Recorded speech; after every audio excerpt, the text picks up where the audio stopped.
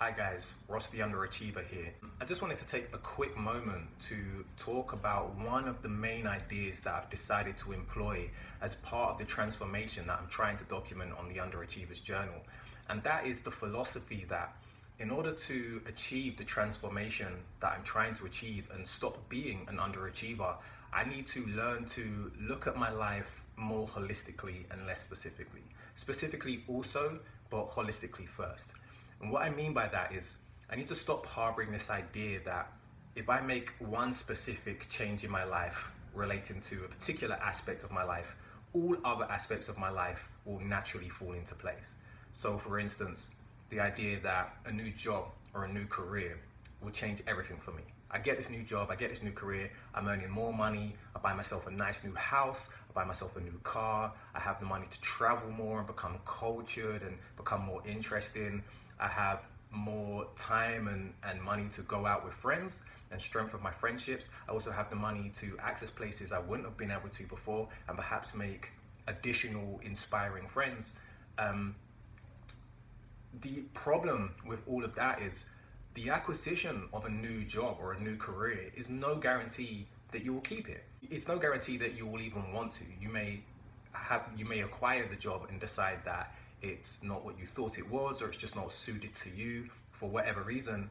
And at that point, because every other aspect of your life is contingent on this one thing that you've acquired, the stress of holding on to it, so the stress of performing well in a job that you have no passion for, will affect your mental health. It will deteriorate your mental health so drastically that even if you have acquired all of these other things as a result, then you know your new job, new friends, you travel more, you still won't be happy.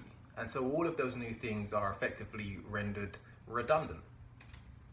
What I'm going to try to do instead is become the type of person who, firstly, is more likely of acquiring that job and that career and exceeding expectations once I'm in it, but secondly, has the courage to really feel that even if that job doesn't work out, even if I discover that I'm not suited to that job or the job is not suited to me, I will still have the courage to know that I will be able to move on to something better.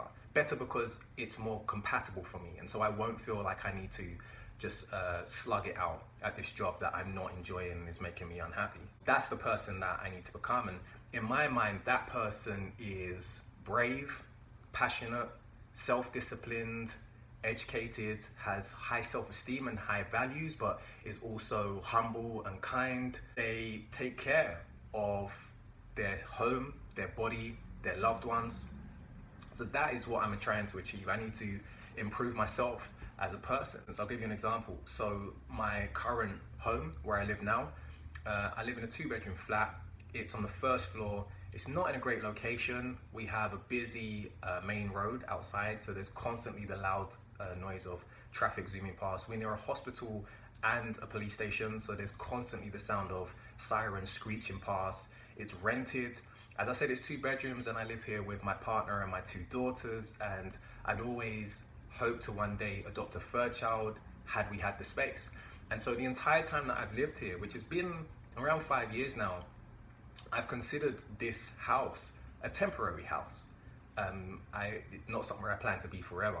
And so as a result of that, I've not really maintained it as well as I could.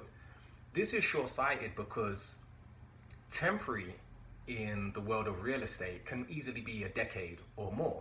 And it would be foolish of me to think that the standards that I hold for my home won't influence the standards that I hold for other aspects of my life. It would be foolish of me to think that the standard of my home wouldn't affect my mental health and therefore influence my cognitive capabilities. And so one of the goals that I've come up with is over the next 2 years, redecorate every room in my house. Another goal that I set for myself was to move into a new home within 5 years, which is a good goal to have. The only problem with it is my life does not begin 5 years from now. It's happening right now. And so I need to take pride in the space I occupy. I need to look after my home so that that pride can transfer into other aspects of my life. It can transfer into how I present myself to the world and how I complete my work. Another area or aspect of my life that I decided needed improvement was my education. So I recently retook my GCSE English paper. I'm waiting on the results for that now. Come September, I'll be returning again to do my maths. Another goal was to improve my physical fitness. And so I've begun working with a close friend of mine who's also a personal trainer. And that was to do with improving my mental health, but it was also to do with raising my energy levels and just improving my health generally so that I have less sick days, so that I become the person who is up to the task. I'm the person who accomplishes the goals that they set for themselves. And so the idea was, instead of making all of my life contingent on this one acquisition, this one area of success, I would just become the type of person for whom success is all but inevitable. That's no easy feat. That's no small task for somebody to set for themselves, to become a U.2, to just become a wholly better person. But you know, we only have one life. We only have one go at this. This is not a practice run. And I've reached the age of 30 now and I'm not happy with what I've accomplished. And I'm sort of realizing that if I don't do something about that now, I will blink and I'll wake up and I'll be 40, 50, 60 and still be unhappy with where I am at life. And by then I will have far less time to turn it around. So I don't know that this is going to work. But there's very little to lose. And what I do know is that by the end of it, when I get to certain points, perhaps the deadlines that I've set for myself, when I get to those deadlines, if I haven't accomplished what I had hoped to accomplish, I at least feel confident that I'll be the type of person who will be more capable of dealing with that and readjusting and moving on to the next thing.